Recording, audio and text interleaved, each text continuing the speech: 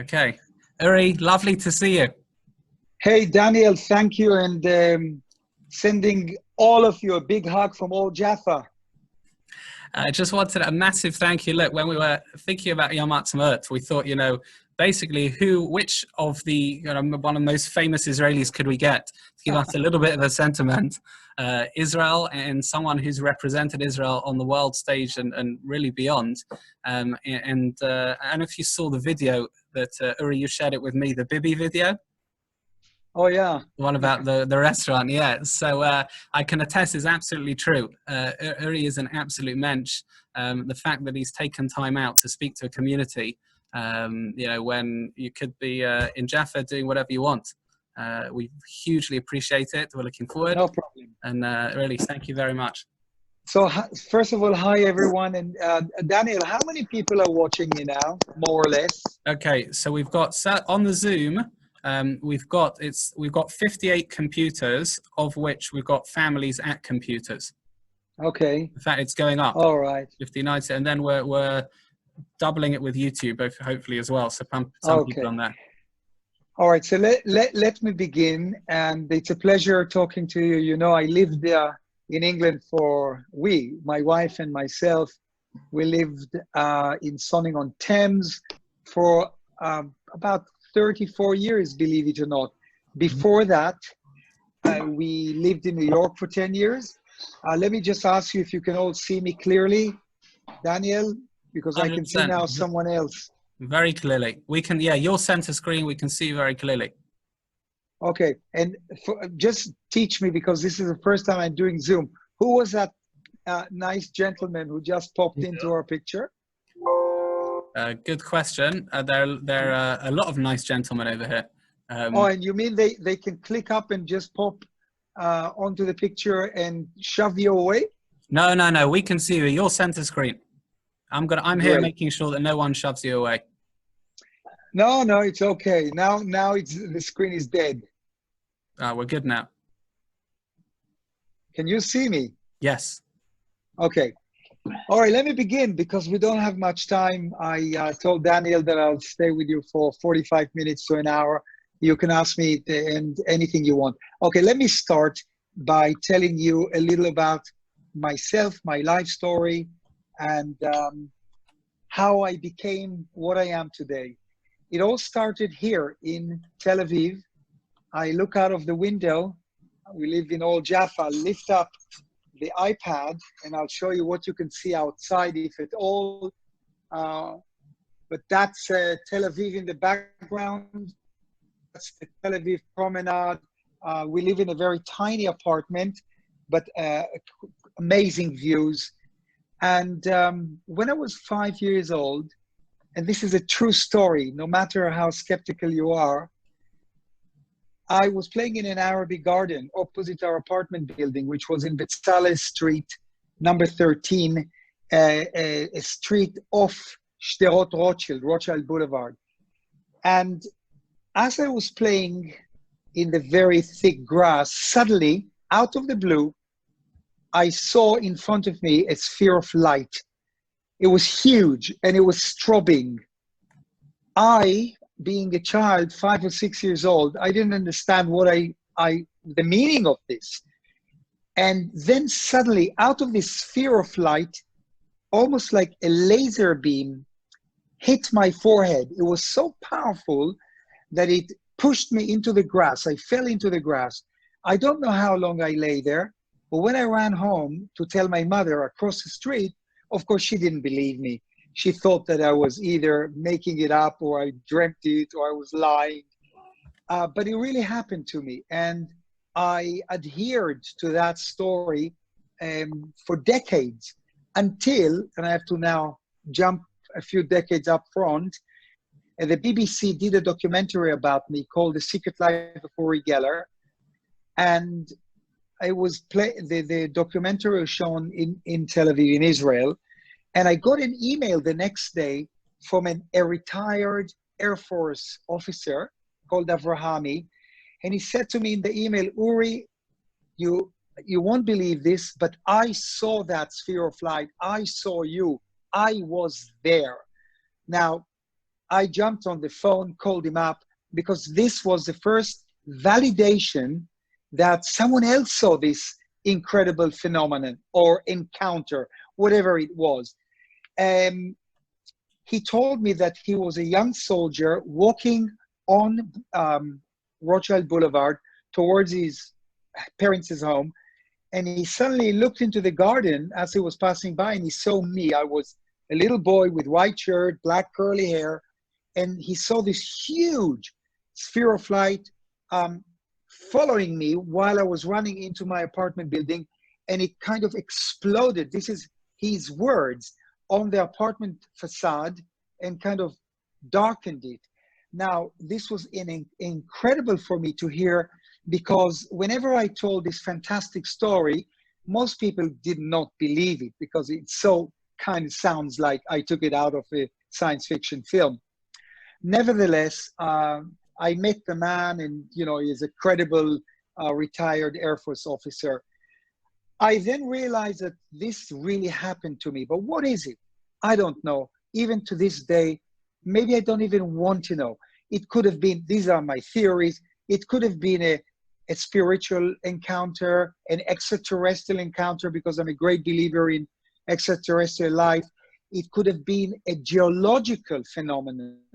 I don't know, but very soon after that, and I have lots of spoons here, I was eating soup, and as I lifted, here is a big spoon, as I lifted the spoon towards my mouth, the spoon started bending, and it actually broke. I'll demonstrate it in a moment. Now, most people don't know this, but my mother comes from Sigmund Freud's family. So my name in my British passport is actually Uri Geller Freud. And it was Clement Freud and Lucian Freud who convinced me to leave New York and come and live in England. My kids were then 5 and 6. My children, Daniel is now close to 40. He's a senior prosecutor with the Crown Prosecution Service in London. Natalie, our daughter, lives in Los Angeles. We have 2 beautiful granddaughters called Romy and Leah. Anyhow, my mother was a Freud, so she explained the spoon bending down to Sigmund Freud, that maybe I inherited certain abilities.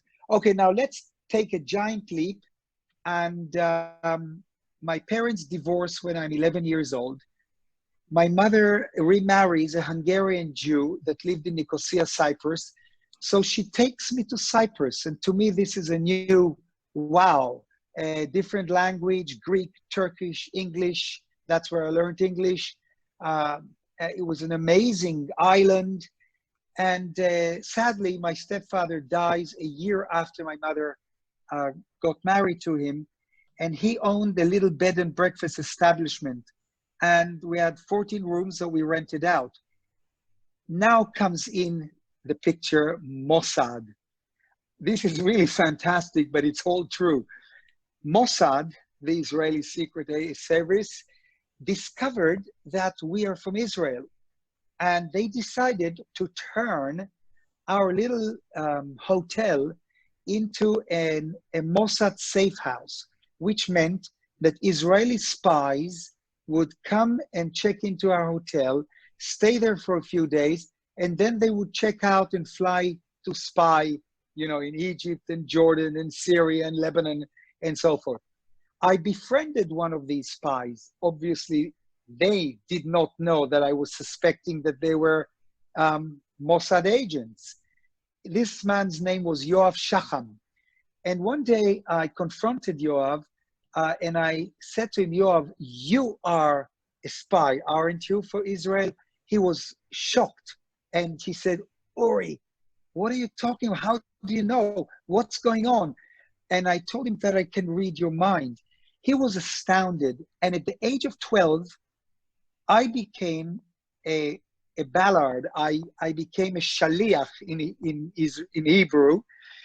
He actually made me a little Mossad agent by telling me that he's going to leave the hotel, but I will be getting letters from different Arabic countries, and my task would be to jump on my bicycle, cycle to the Israeli consulate or embassy, whatever it was, hand these letters, which were top secret, probably coded messages to the consul. And I did that for an entire year.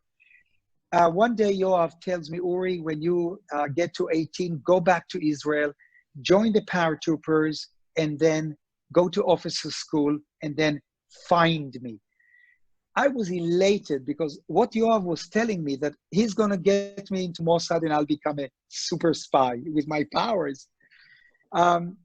I do exactly what he said. 18, I come back to Israel, I join the paratroopers, and in the middle of officer school, one day I wake up, and lo and behold, on the headline screams, Yoav Shacham was killed last night in a raid. Yoav Shacham was an officer in the paratroopers too, beside being a spy, and he was shot in Samoa, in the raid on Samoa. Anyhow, that shattered me. And my dream of becoming a Mossad agent evaporated. But nevertheless, I finished 3 years. I fought in the Six-Day War, in which I was wounded. I fought in Jerusalem. And after the war, I was broke. I had no money. I had a Vespa, which I brought from Cyprus. So I was shuttling my girlfriends, my beautiful girlfriends who were models, from one photographer to the other. One day, a male model doesn't show up.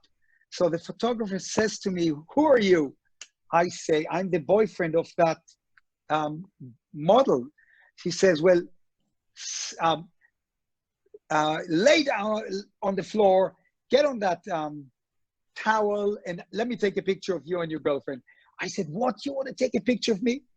Anyhow, to make a long story short, in a very short time, I know I'm boasting now, but I became a supermodel in Israel. Nobody knew my name. And now I dug out some pictures. This is from Yediot Achronot. That's me with my girlfriend. And this is an ad for Ata towels. This was the first ad.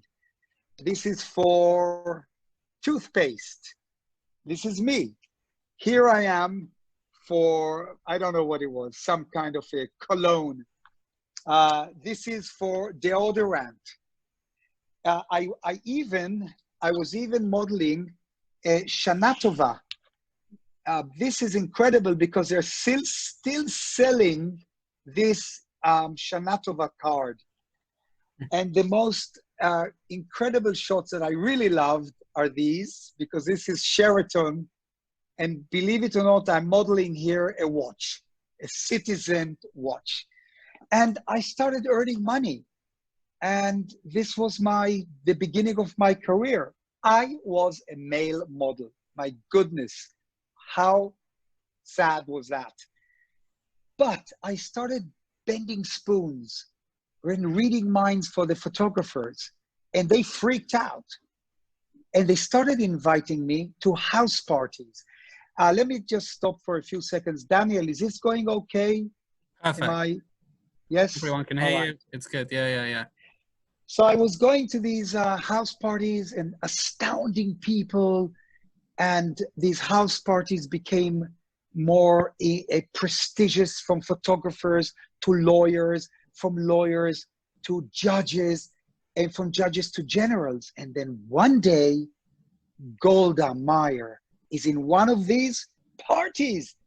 So I say to myself, that's it. This is my chance now. I walk over to Golda with a marker in my hand, piece of paper, and I tell her, Golda, go to the restroom, to the toilet, close the door, lock yourself in, and draw a secret drawing. Fold it up, don't show it to anyone, come out, look into my eyes, and I'll read your mind.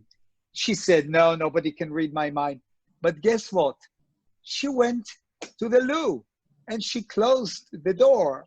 I think I'm the only person in the world that's ever sent a prime minister to the toilet on command.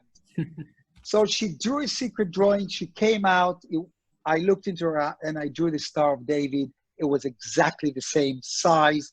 And the next day was the beginning of my career, because she was being interviewed on Israeli radio, and the presenter asks her, Prime Minister Golda Meir, what do you predict for the future of Israel? And she, without hesitating, she says, oh, don't ask me. You should ask Uri Geller. Wow, that was it. My phone started ringing. Remember, there were black phones then, no mobiles. 1970, 69, 70. Mr. Geller, can you perform on the big stage, blah, blah, and so on. So then I started doing these huge shows all over Israel, everywhere, packing up audiences of from 1,000 to 6,000 people. Mossad was following me, and they were very interested in what I do. So I met the heads of Mossad. They recruited me, and I started doing some missions for Mossad, which I cannot talk about. But Mossad did not understand how I bent a spoon. They knew I can do it. They didn't understand how I brought information, valid information that they needed through the power of my mind. It's called remote viewing. And they were concerned that they didn't know how I did what I did. So do you know what they did? They called up the CIA and they said, can you test Uri Geller? Now, I know, again, this sounds so far out, but all this information is on my website, which is urigeller.com. And you can see there CIA agents talking about my work with them. I have to show you something really powerful. This was released by the CIA about 1.5 years ago. And this is a major endorsement for me. This is what it says.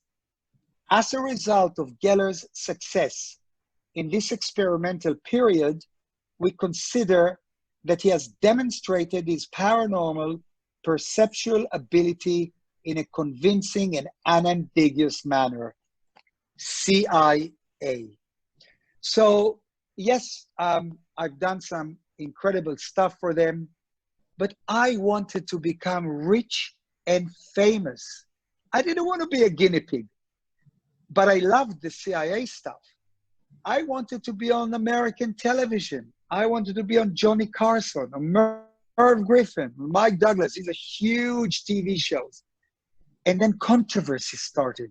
The debunkers, the magicians attacked me, saying, oh, Uri Geller, he's just a magician. He's fooling you.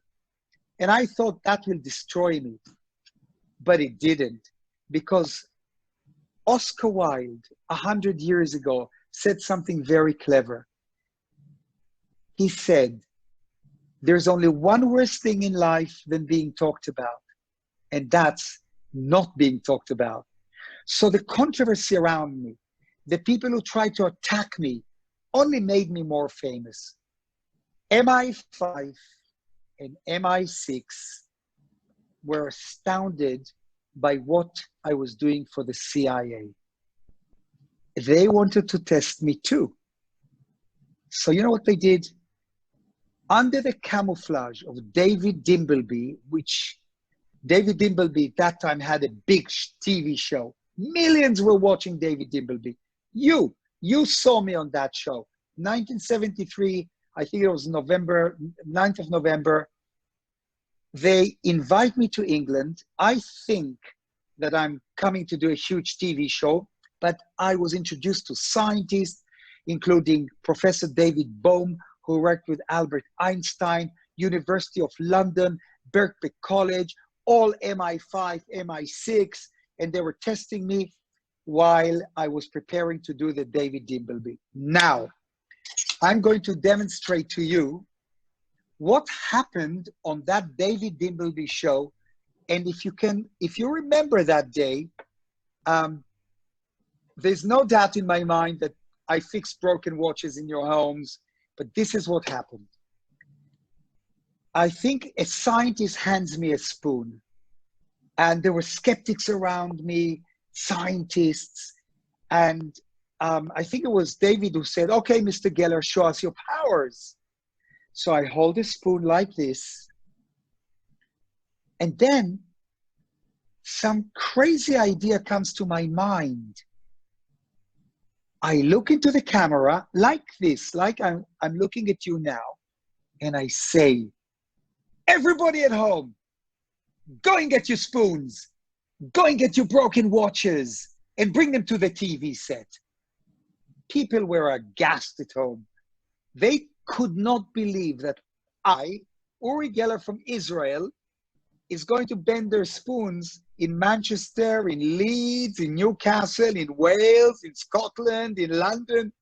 So 12 million people ran to the kitchen and everybody came holding a spoon. And this is what happened. I look at the spoon. I hope it works. It might not work.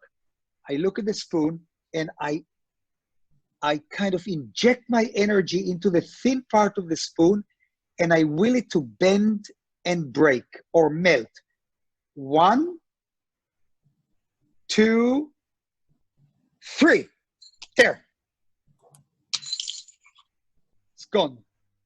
And there is no heat, absolutely no heat where the spoon bends and breaks. This is a phenomenon that lit the world afire. When I did the David Dimbleby, every newspaper in England had me on the cover. Uri Geller puts England in a bend. And the moment that spoon broke and melted on the BBC in 1973, do you know what happened? The BBC's telephone system blows up. Not because of my powers, but because you, people at home, freaked out because your spoons were bending. Broken watches, pocket watches that did not work for 80 years, 90 years, started ticking. It was a mass hysteria. Obviously, the next day, again, I was the most famous person in England, and the news got out worldwide. Everybody wanted to see me worldwide. The other demonstration I do is, let me show you this way. Let me get, hold on. Put this very close. See, I place my thumb on the metal and I try to melt my fingerprint into the spoon, into the there it's going. I can feel it. It's melting. Give me just another moment and I'll remove my finger. There. Look. That is actually my fingerprint melted into the spoon. And I'll turn it around. See, it actually softens the metal, the energy. It becomes so soft without heat that my fingerprint is in it. So this type of a demonstration amazed the world of science. And then I did all kinds of things. Newspapers put my hand on covers. People were touching my hand. Watches were being fixed around the world. This was one of the first papers that wrote about me. As you can see, he bends metal with the power of his mind. Experiments, CIA experiments, defies odds of 1 billion to 1. But those were kind of yellow papers. But then came The Observer, very serious papers. Geller gets the seal of approval. Then the New York Times, the Chicago Tribune, the Financial Times. The reason I'm showing it to you is to make you understand how the scientific world believed in my powers. I was even on the cover of Nature magazine. So, by the way, Daniel, can you see this or is it upside down? No, it's the right way around for us. It is. These are the drawings that I did for the CIA in shielded rooms. You all know New Scientist. I was on the cover of New Scientist. New Scientist had the spoon on the cover, a bent spoon. I was on the cover of Der Spiegel and another 10,000 magazines. Yeah, it was just something that I brought into the world. I originated spoon bending. And you know what? I always say to people that the secret of success in any field is originality. If you come up with an original idea, you made it. But with me, I had more than an original idea. I was an Israeli, which meant that I had Israeli chutzpah. Nobody else had that chutzpah. Only Israelis have Israeli chutzpah. So with my chutzpah, I knocked on doors, walked through doors. I did not take no for an answer. I wanted to meet John Lennon. I met John Lennon, Elvis Presley, Elton John, David Bowie. I wanted to be a superstar. I wanted to be a psychic superstar. I lived for 10 years in New York on 57th Street and First Avenue. That's where it's Studio 54. So everybody was there. And I blew their minds. Mick Jagger freaked out when he saw me bend the spoon. David Bowie couldn't believe his eyes. So by meeting these incredible people in their own fields, Muhammad Ali, I started working with Salvador Dali because I'm a painter. Actually, you can check out my website and see my artwork. So for me, it was an amazing time. But parallel to that, I was working very quietly with the CIA, with Mossad, and other intelligence services. So, in a nutshell, this is my life. And we lived for 48 years, 10 years in New York, 35 years in Sonning-on-Thames. One day, Theresa May comes to my home because she lives in Sonning-on-Thames. And this is 3 years before she became the prime minister. So I told her, Theresa, come with me to the garage. I want to show you something. So I opened the garage, and I own a Cadillac. I think I brought the picture of the Cadillac here. Let me pull it out in a moment. And I riveted 2,600 spoons to the body of the Cadillac, all very famous spoons belonging to Kennedy, Golda Meir, Ben Gurion, Gandhi, Mother Teresa, everyone. And I grabbed Theresa May's finger and I put her finger on Churchill's spoon. This is the car. That's a lot of spoons. There are 2,600 spoons. Churchill's spoon is right here. This crystal was given to me by Salvador Dali. It belonged to Leonardo da Vinci. That's another story. But Theresa touched Churchill's spoon.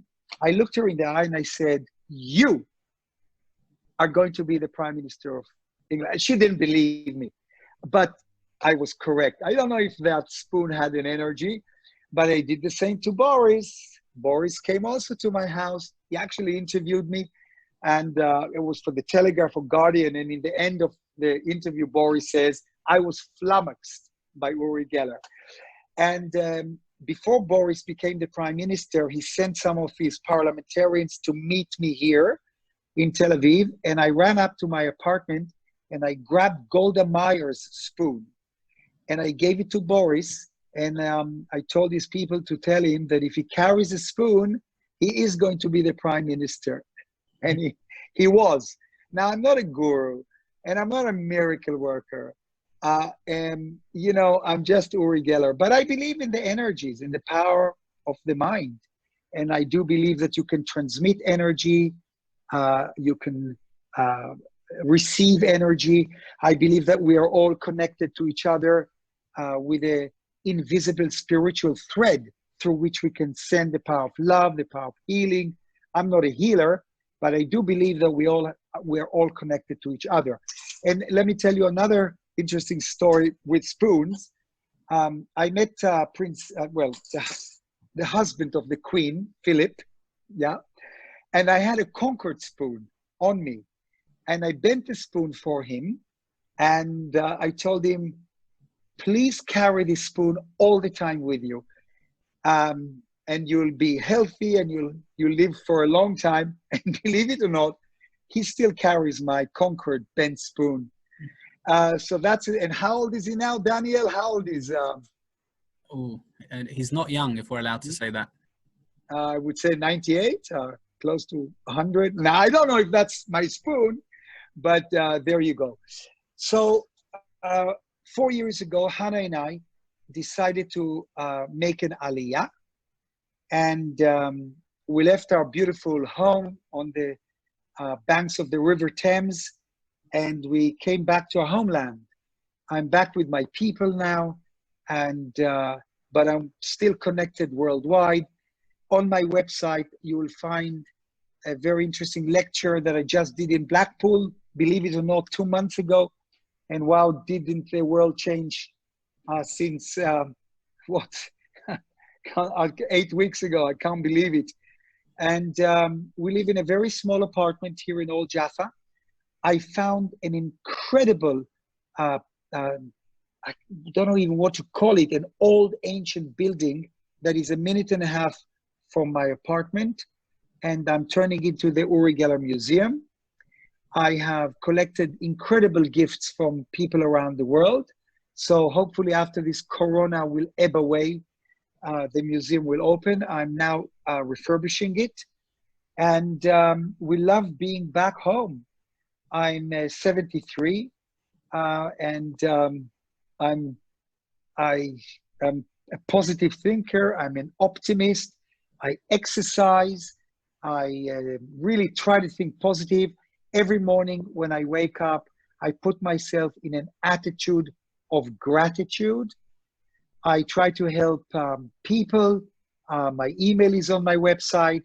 I get thousands of emails every month. I try to answer most of them. I get WhatsApps. I urge you to exercise too. Please make sure that you wear the mask and you have the gel in your pocket. I'm very serious about it because this virus is very vicious. I predict that it'll I don't know if it'll ever disappear, but I give it a year. This is not something that will go away in 2 months' time. I say a year, and I'm following the news everywhere. I know exactly what's happening in England. And I pray to God. I'm a religious man. And that's basically my life story. So Daniel, if you have any questions, fire away. Okay, great. I think the easiest way to do questions, if the people just type it in the box to everyone, and I'll ask them as opposed to unmuting everyone. Just type it in the box and I'll see it. Can I just start? How do you feel about representing Israel on the world stage? You know, was that a challenge? Did that come with any like added responsibility? How did you feel about that? Okay, thanks for reminding me. But the day I left Israel for the CIA, while I was boarding the airplane, I knew that I will promote Israel all my life, all the time, every time I was on radio, on television, magazine interviews, newspaper interviews. I was always proud to say that I'm an Israeli. And that was a very powerful tool for me because we cut out now. No, you're still going. Someone just... I'm still...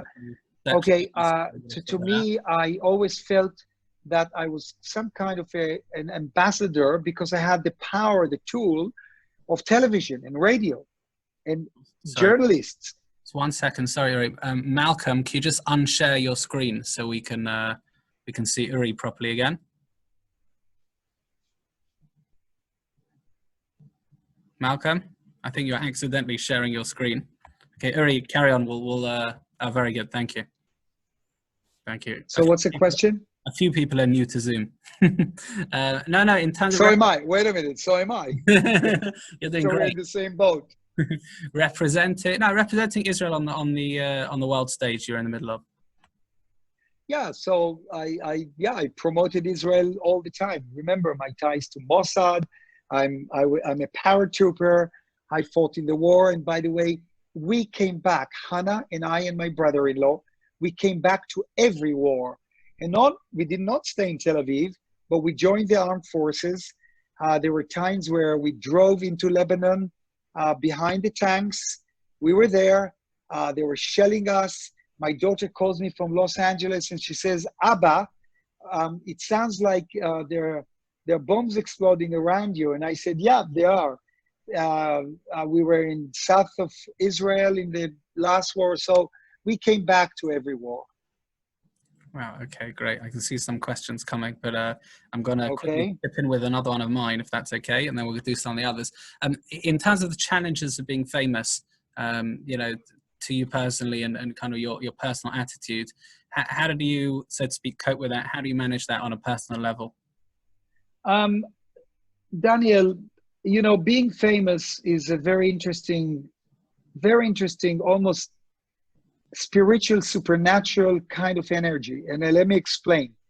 There is no difference in being very famous in Israel and very famous around the world. You know, I'm amazed today how I managed to instill spoon bending into world culture. I know I'm going to drop names now and boast and show off, but George Clooney played me, Robert De Niro played me, The Matrix, Keanu Reeves has a whole segment of spoon bending that I originated. Spoon bending became iconic. It became a legendary. And that basically empowered me. And I loved it. I loved the secret work and I loved the show business work. So it was always very nice, very positive, very empowering, and very motivating. Sure, I had my ups and downs. Don't we all? We had, well, of course. But otherwise, it was incredible. I had an incredible life. Okay, great. Okay, thank you. So I've got a few questions that are just being up over here. Okay, one of this, someone asks, what about your kids? If it's not too intrusive, we can ask, what about your kids? Do they have any similar, I guess, energies? Do they have any similar things or? Look, while Daniel and Natalie were growing up, they went to Blue Coat in Sonning-on-Thames. Then Daniel went to LSE, and then he went to law school, and then he became a criminal barrister. And sometimes Daniel would tell me that when he's in court, the judge looks at him and says, Mr. Geller, are you by any chance related to the Uri Geller? And Daniel says, yeah, he happens to be my father. And the judge says, oh, don't read my mind then. So that's as far, but they try to bend spoons. Natalie tried to bend spoons, of course, but it's very unique for some reason. I can't explain it. I don't know why. Okay, great. And by the way, good choice of son's name, by the way, Daniel. Excellent. Yep.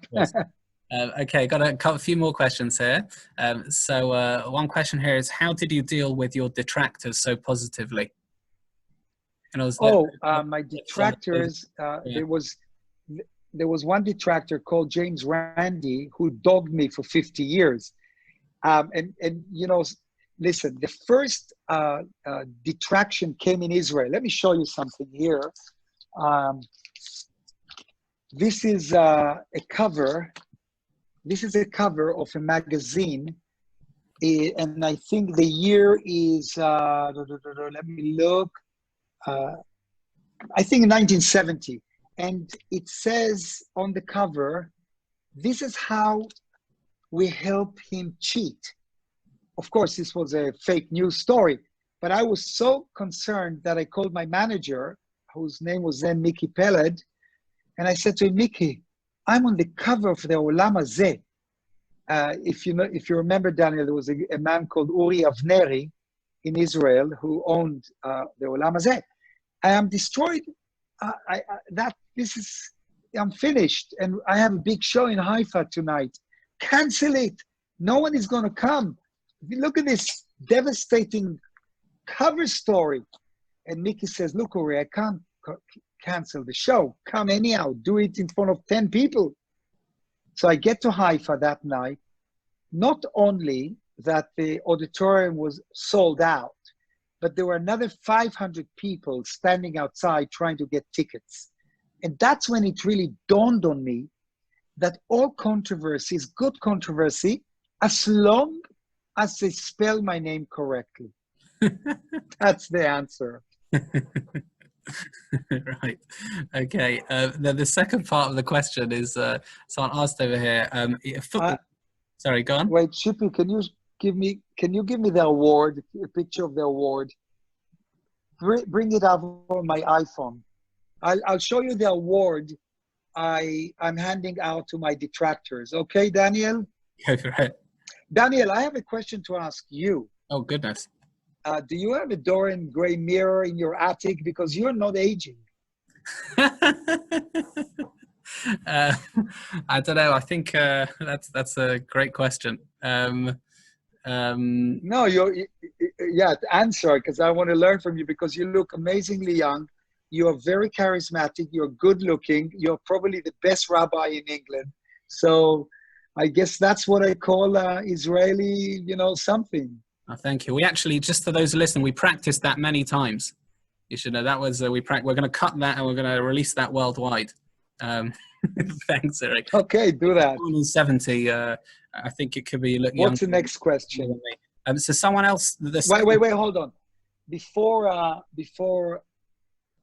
I answer the question, you ask me the question, and I'll answer it. Let me show you the award I'm giving out to my detractors, and I'm doing it with love.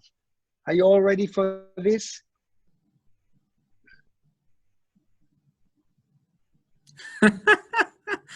That's there we are.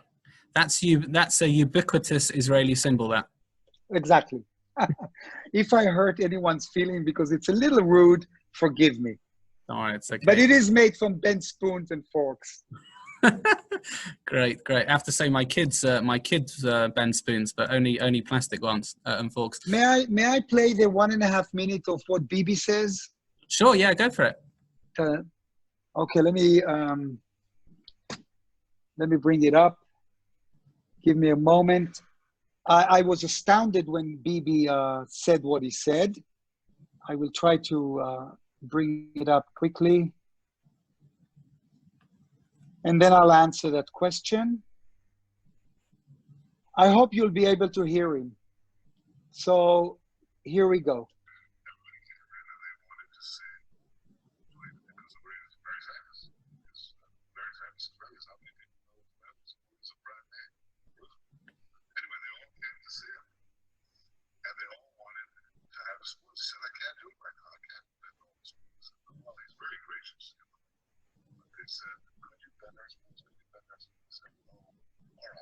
So he stood in one corner of the restaurant, and he simultaneously bent the spoons of all the people who were there. All right? Now, tell me, do you have an explanation how we worked that as a trick? If you give me a convincing explanation how we worked it as a trick, I'll say, wow, he's a great magician. But he did it. I saw it, and I've seen it time and time again. So I think he has these special powers, and I think he has one bigger power. That is what we call a mix. Okay, I won't continue the. But could you hear that, Daniel? We can hear it a little bit. I also put it up on our Facebook page. Okay, great. Well, they'll be able to. Okay, what's the question? Okay, so the other questions I have here are how. Susie asks, how can we, in brackets, regular people, feel energy that exists between people? Yeah, that's a brilliant question. Well, you see, we are all energy beings. We emit energy and we absorb energy. And it's to do with the power of the mind, quantum mechanics, quantum entanglement. And it's very difficult for me to start teaching you how to do it. But if you are a positive thinker and you believe in yourself, then you automatically empower yourself. You become a transmitter. You see, you know that when children and kids, teenagers, see me around the world all the time. There are many documentaries about me, which you can see all free on my website. My books are available to read free of charge, all on urigeller.com. And they all want to know how to bend the spoon. Instead of bending spoons, I write back and I tell them, look, forget spoon bending. Instead, become a positive thinker, believe in yourself, focus on school, create a target goal to go to university, never ever smoke, never touch drugs, and always think of success. Success is very powerful. If you think of success, it'll come to you. Remember these words. If you can go there with your mind, you can go there with your body. Whatever you can visualize, you can materialize. There's nothing that you cannot be, do, or have, because you are the architect of your own life. And this is a very powerful message that I tell, or send people, write to people, and talk about it on television. Any other questions? That's actually a really positive message. I watched the Blackpool talk that Uri, where you sent to me. I thought it was very powerful when you told like kind of budding magicians, you know, to you know, focus on qualifications and, you know, make sure doing all, if you like, the sensible vocational stuff, and then if you make it, you make it. I guess in many fields. Yeah, you know, that lecture is again is available on my website, and you can put it on your website too if you wish, Daniel. So it's all free. Okay, great. Someone here asks, football clubs. Is there a connection with football? Okay. I'm glad you asked that. Do you remember the time Beckham broke his foot? Let me show you what they did. They put me on the cover of the Sun. That's David Beckham's foot. Yeah. I was on GMTV directing everyone, the millions of people, to focus on his foot and heal it. I'm not a healer. And this was before the World Cup. And then they asked David, tell me this thing with Uri Geller. Come on, did it really work? And David said, well, I played, didn't I? This is the time I helped Newcastle. Spoon Army. Forgive me if you're Arsenal supporters now, forgive me. But Arsenal, where they had a kind of, a magical hold on Newcastle. Every time Newcastle came to London, Arsenal beat them. So I did my magic for Newcastle, and this was the result. Wow. By the way, these are all front page cover stories. This is me, and this is the most interesting one. That's me in a helicopter. Oh, wow. Now, this is a story. When England played Scotland in Euro 96, England always, what? I remember that game very clearly. England almost always beat Scotland, but this time they were concerned. So they got me to help England beat Scotland. So they got me into a helicopter, and we were circling around Wembley. I couldn't see the players. They were this big. But I had my headphones on, and suddenly I hear that Gary McAllister, Scotland's striker, gets a penalty. So he puts the ball down, and I say in the helicopter, no, I'm not going to let him score. I've got to move the ball away from his foot. And in the helicopter, and this is me screaming, I shouted, 1, 2, 3, move. Lo and behold, the ball moved away from Gary's foot, and David Seaman caught the shot, and England won. And if you don't believe me, go to my website.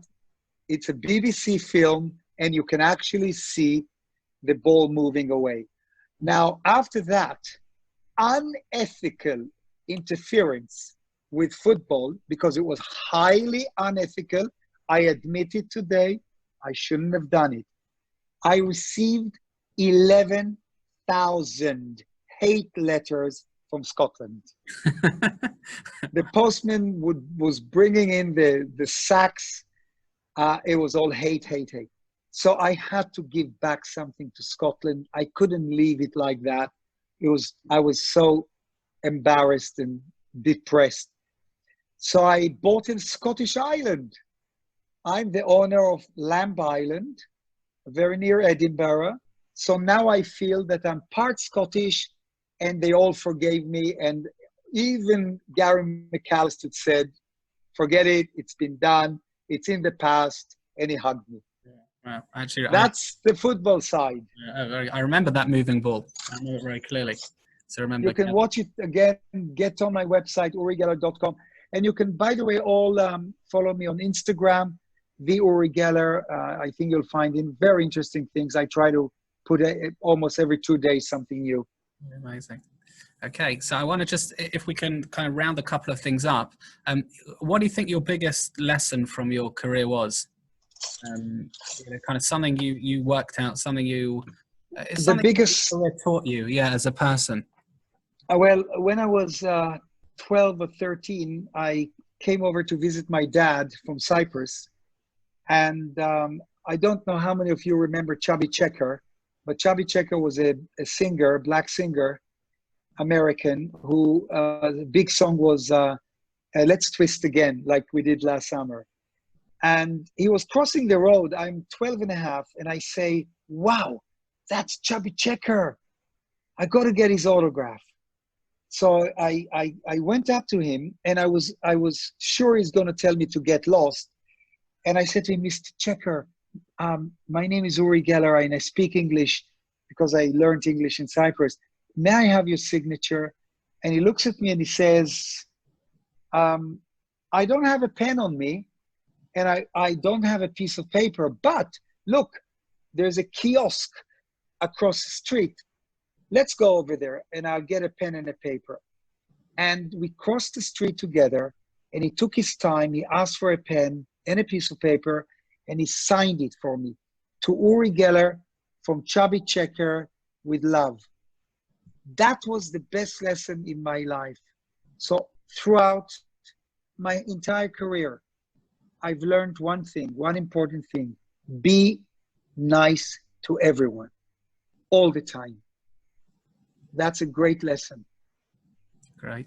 I think, that's a fantastic lesson. That's so sweet. The truth is, I've actually met others that have met you, Uri, and they told me exactly the same. They said that, when they met you, you had time for them, you signed things for them, not. Yeah, because you see, Daniel, for me to sign or take a selfie with someone takes 30 seconds to a minute.